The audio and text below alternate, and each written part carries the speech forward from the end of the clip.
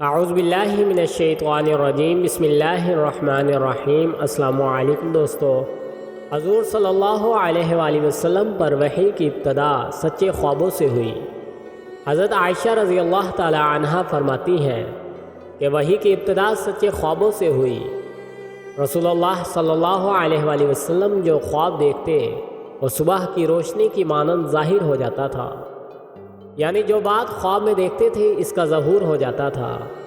پھر کچھ دنوں کے بعد رسول اللہ صلی اللہ علیہ وآلہ وسلم کو تنہائی پسند آنے لگی اور آپ غار حرا میں عبادت کرنے لگے۔ آپ صلی اللہ علیہ وآلہ وسلم اپنے ہمراہ سامان خورد و نوش لے جاتے اور کئی روز وہیں رہتے۔ پھر جب سامان ختم ہو جاتا آپ صلی اللہ علیہ وآلہ وسلم خدیجہ الکبریٰ رضی اللہ تعالی عنہ کے پاس لوٹ کر آتے اور اتنے ہی دنوں کا سامان اور لے جاتے، یہاں تک کہ یکایک حق یعنی وحی آ گیا۔ جبکہ آپ غار حرا میں تھے، چنانچہ آپ کے پاس خدا کا بھیجا ہوا فرشتہ آیا اور آپ سے کہا پڑھو۔ رسول اللہ صلی اللہ علیہ وآلہ وسلم نے فرمایا میں پڑھا ہوا نہیں ہوں۔ حضور صلی اللہ علیہ وآلہ وسلم کا بیان ہے کہ فرشتے نے مجھے پکڑ کر اتنا دبایا کہ مجھ کو تھکا دیا، یعنی بے طاقت کر دیا۔ پھر مجھ کو چھوڑ دیا اور کہا پڑھو۔ میں نے کہا میں پڑھا ہوا نہیں ہوں۔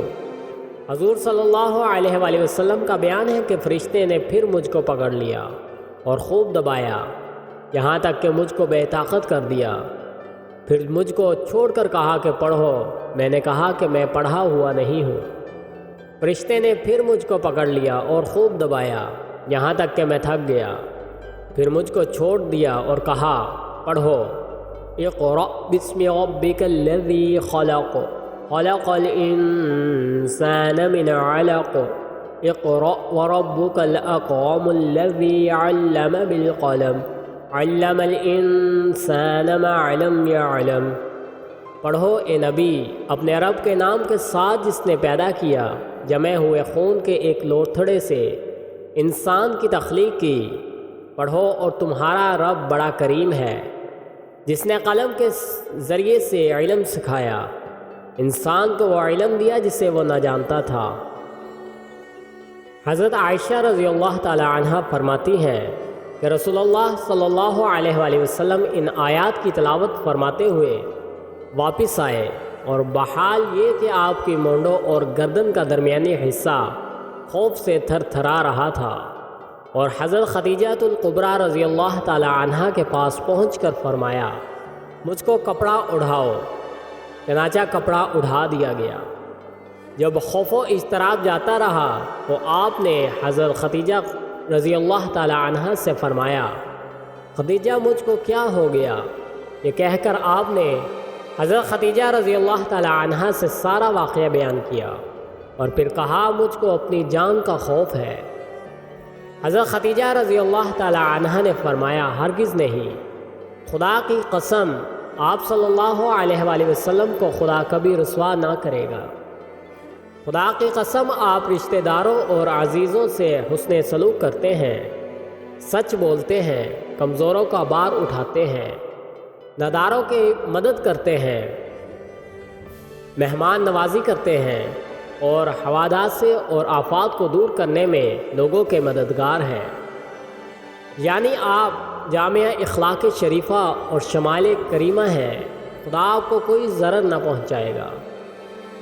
رسول اللہ صلی اللہ علیہ وآلہ وسلم فرماتے ہیں کہ اس کے بعد خدیجہ رضی اللہ تعالی عنہ مجھ کو ورقہ بن نوفل اپنے چچا زاد بھائی کے پاس لے گئی، جو ایک عیسائی عالم تھے، آسمانی کتابوں سے اچھی واقفیت اور انجیل کا ترجمہ عربی زبان میں کیا کرتے تھے، اور بہت بوڑھے ہو گئے تھے اور اندھے ہو گئے تھے۔ ورقہ نے ان سے کہا بھتیجے تم نے کیا دیکھا؟ حضور صلی اللہ علیہ وآلہ وسلم نے جو کچھ دیکھا تھا اس کا حال بیان کیا۔